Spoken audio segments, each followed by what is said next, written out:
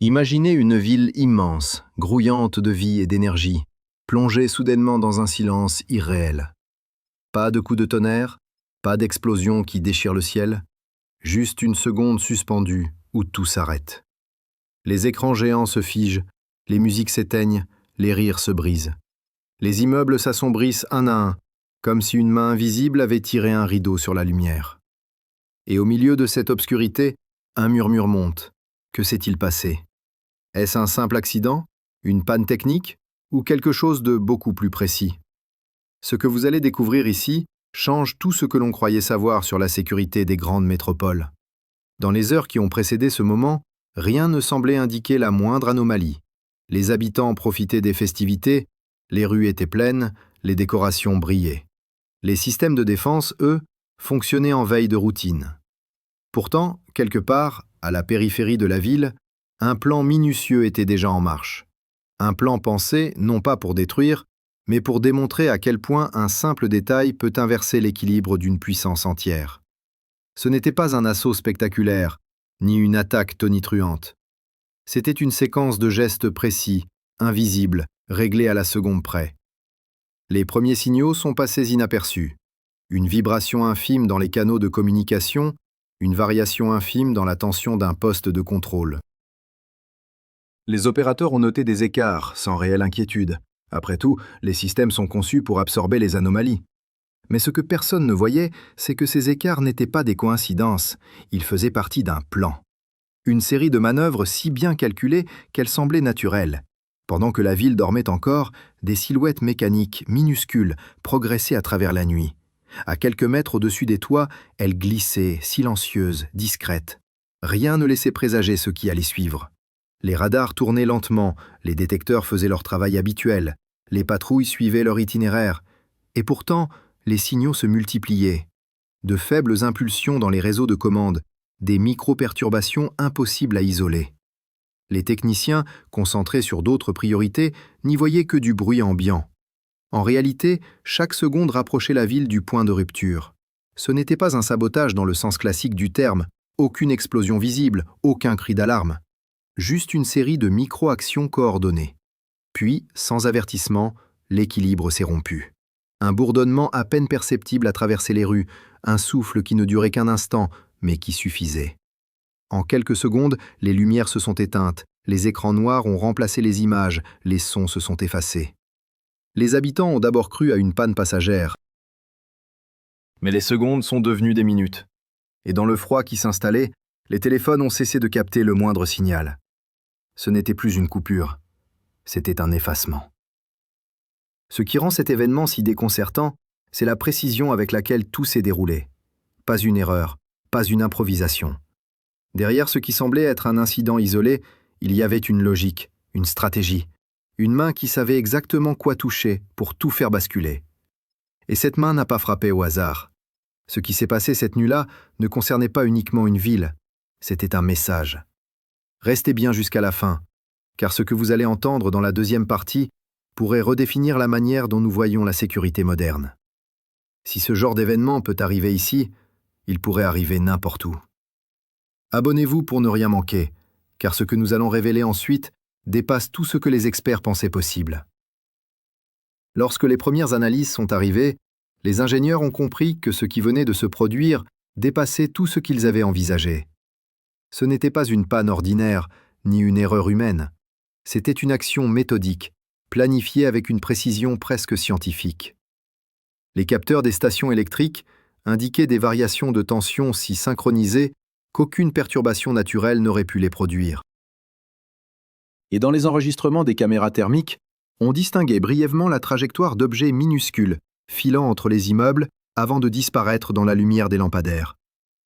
Ce soir-là, un nouveau type d'opération venait d'être observé au cœur même de la capitale russe.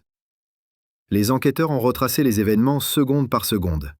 À partir des journaux techniques, ils ont découvert qu'un premier essaim de petits drones avait survolé la ville avant l'aube. Ces engins n'étaient pas militaires au sens traditionnel du terme.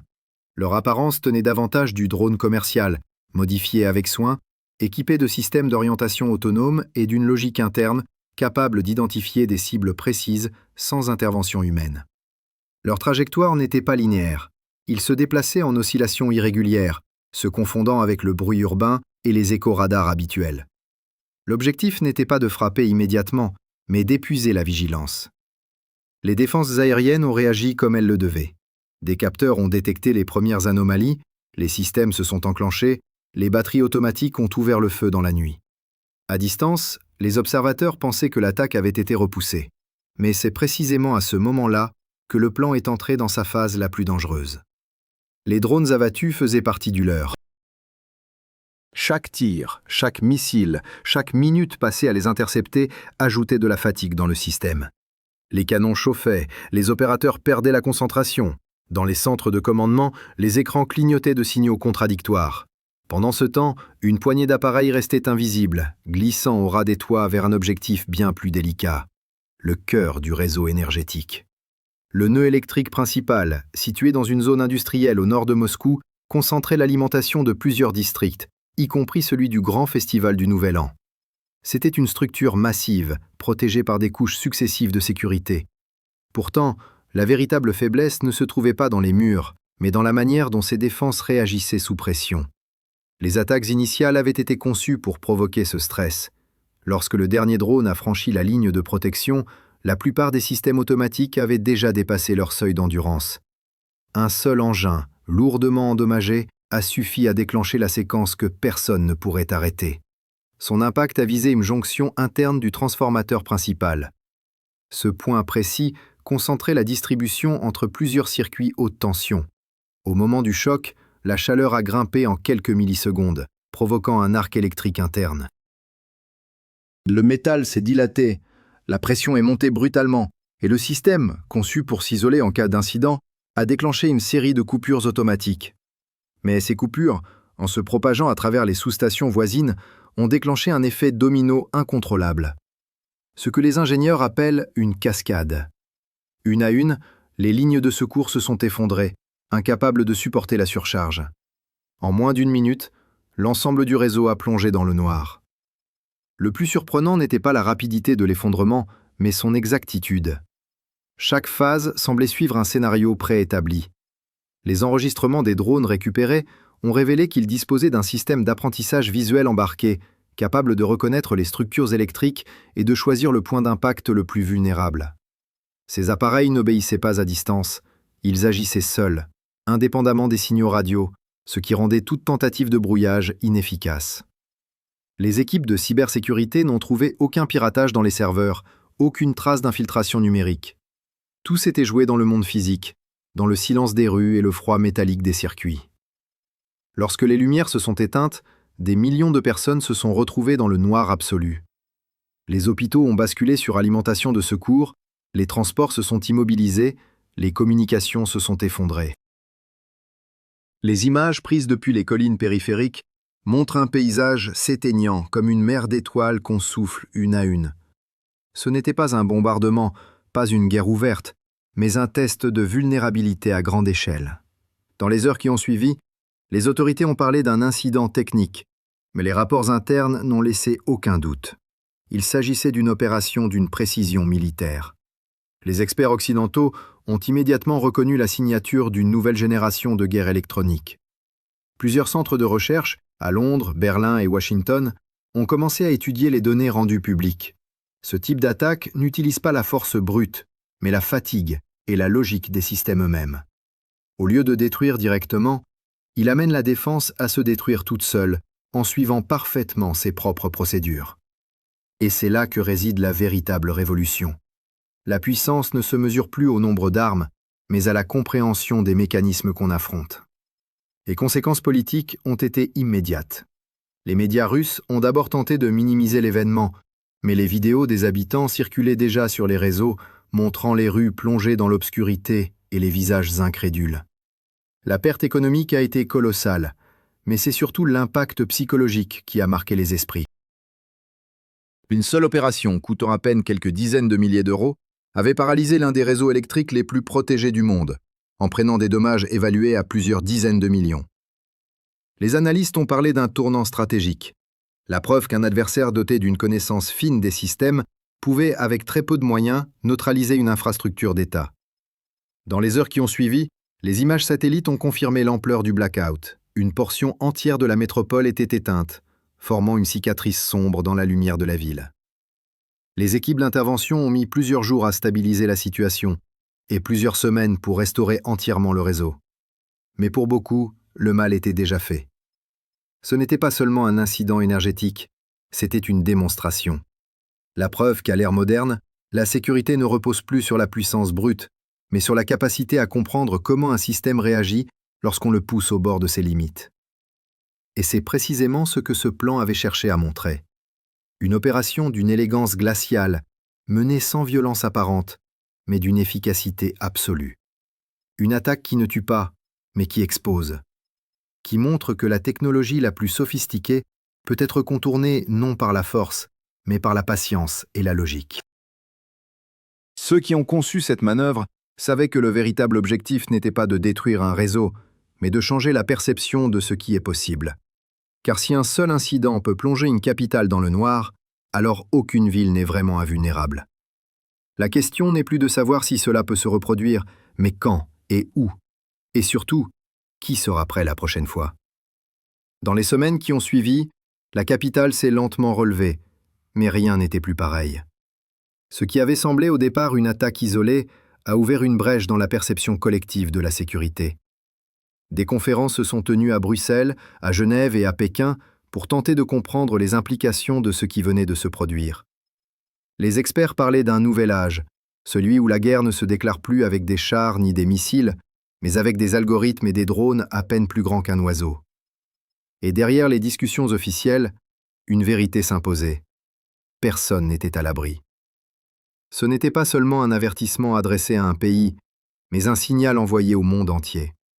Les services de renseignement occidentaux ont commencé à recouper les données recueillies. En France, à la Direction générale de la sécurité extérieure, des analyses thermiques et électromagnétiques ont montré que la trajectoire des drones correspondait à une stratégie d'infiltration déjà testée dans d'autres régions. En Ukraine, des ingénieurs militaires ont reconnu des schémas similaires utilisés sur certaines zones de conflit. Le principe restait le même: forcer l'ennemi à se défendre jusqu'à l'épuisement, détourner son attention, puis frapper un point unique avec une précision millimétrique. Moscou, malgré ses couches de défense successives, avait été vulnérable parce qu'elle avait cru à sa propre invincibilité. Le choc psychologique a été immense. Dans les rues, les habitants parlaient encore de la nuit où tout s'était arrêté. Certains se souvenaient du silence, d'autres du froid soudain, d'autres encore de la lueur bleue qui avait traversé le ciel avant de s'éteindre. Les plus anciens disaient n'avoir jamais vu une telle chose. Les autorités ont promis des améliorations, des révisions profondes de la sécurité énergétique. Des plans d'urgence ont été lancés pour renforcer les infrastructures critiques, installer des systèmes de détection basés sur l'intelligence artificielle et des protocoles de redondance capables de maintenir le courant même en cas d'attaque. Mais les ingénieurs savaient que la faille n'était pas seulement technique, elle était humaine. Dans les semaines suivantes, plusieurs pays ont annoncé la création de centres d'études sur la résilience urbaine. À Washington, un rapport du Pentagone a mis en garde contre la dépendance croissante des villes à des systèmes automatisés vulnérables à la saturation. À Paris, le ministère des Armées a commandé une série de simulations pour tester la capacité des métropoles à encaisser une perturbation similaire. À Tokyo, un comité interministériel a examiné la possibilité de coupler les réseaux énergétiques à des systèmes d'analyse comportementale capables d'anticiper les pannes provoquées. Le monde entier observait et prenait des notes. Ce n'était plus un simple incident étranger, c'était un modèle d'étude, un cas d'école sur la guerre invisible du XXIe siècle. Mais au-delà de la technique, ce qui a le plus frappé les esprits, c'est la logique qui se cachait derrière l'opération. Les drones n'avaient pas été conçus pour écraser une défense, mais pour la pousser à se consumer elle-même. C'était une attaque psychologique déguisée en perturbation mécanique. Les opérateurs russes, persuadés d'avoir tout contrôlé, avaient eux-mêmes déclenché la séquence fatale. Le plan reposait sur leur confiance. Et c'est cette confiance, cette illusion de maîtrise totale, qui avait été brisée. L'événement a fait naître une peur nouvelle, celle que la puissance ne serve plus à se protéger, mais à se tromper. Pendant ce temps, dans les capitales étrangères, les réactions variaient. Certains responsables y voyaient la preuve que la guerre moderne allait désormais se jouer sur le terrain de la connaissance et du calcul. D'autres redoutaient que cet exemple inspire d'autres acteurs, plus discrets, plus imprévisibles. Les agences de renseignement ont commencé à surveiller de près les circuits d'achat de composants électroniques. Les pays d'Asie centrale, de Turquie et d'Europe de l'Est ont vu apparaître des programmes de recherche sur les systèmes autonomes à faible coût. Ce qui s'était passé à Moscou n'était plus un mystère technique, c'était devenu une référence stratégique. Et dans tout cela, une question restait suspendue. Qui en était à l'origine? Les hypothèses se multipliaient. Certains évoquaient des groupes spécialisés opérant pour le compte d'État, d'autres parlaient de réseaux indépendants testant leurs capacités avant de vendre leurs services. Rien n'a jamais été officiellement confirmé. Mais ce qui comptait, ce n'était plus tant le nom du responsable que la méthode elle-même. L'idée qu'un petit groupe, avec des moyens limités, mais une compréhension parfaite des systèmes complexes, pouvait renverser l'équilibre d'une grande puissance. C'était cela, la véritable leçon. La Russie, pour sa part, a lancé une campagne de reconstruction rapide de son réseau électrique. Des centaines de techniciens ont été mobilisés, travaillant jour et nuit pour rétablir la lumière. Les discours officiels insistaient sur la résilience du pays, sur la force collective et la solidarité. Mais dans les couloirs des ministères, les discussions prenaient un ton plus grave. L'incident avait révélé non seulement une faille technique, mais une faille de doctrine. Les défenses avaient parfaitement réagi, et c'est justement ce qui avait provoqué la catastrophe. Cette contradiction glaçante mettait en lumière une vérité dérangeante. Plus un système est sophistiqué, plus il devient fragile lorsqu'il fonctionne exactement comme prévu. Dans les rédactions européennes, les analyses se sont multipliées. Les journalistes économiques ont calculé que le coût total de la panne dépassait celui de plusieurs mois de consommation. Les correspondants militaires ont évoqué une nouvelle ère du déséquilibre stratégique. Dans les talk-shows, on s'interrogeait sur la possibilité que de telles attaques puissent un jour viser d'autres capitales. À Berlin, un expert en cybersécurité a résumé la situation en une phrase. « Ce n'est pas la technologie qui est dangereuse, c'est notre dépendance à elle. » Au-delà du choc et des débats, quelque chose d'autre est né. Une conscience nouvelle du pouvoir de la précision. Une compréhension que la guerre de demain ne sera pas menée par des armées immenses, mais par des esprits capables de repérer la plus petite faille dans un système colossal. Cette attaque n'a pas détruit la ville, elle a éteint sa certitude. Et cette perte de certitude, plus que tout, a marqué la véritable victoire de ceux qui l'ont orchestrée. Aujourd'hui encore, des analystes scrutent les images satellites, les enregistrements radars, les fragments récupérés, cherchant à comprendre comment une opération d'une telle ampleur a pu être menée avec si peu de moyens. Mais la réponse se trouve ailleurs, dans la manière dont la complexité s'effondre lorsqu'on la pousse au-delà de ses limites naturelles. Ce n'était pas une guerre de machines, c'était une guerre de compréhension. Une bataille entre ceux qui croient au contrôle et ceux qui savent que le contrôle, parfois, n'est qu'une illusion fragile. Et c'est là que tout prend sens. Ce qui s'est passé dans cette nuit glaciale n'était pas seulement une démonstration de force, c'était une révélation sur notre époque. Nous avons construit des systèmes si perfectionnés qu'ils n'ont plus besoin d'ennemis pour tomber. Il suffit de leur montrer comment faire. Alors posez-vous la question, si cela arrivait dans votre ville, que protégeriez-vous en premier? L'électricité? Les communications? Ou la confiance de ceux qui pensent encore que la lumière ne s'éteindra jamais?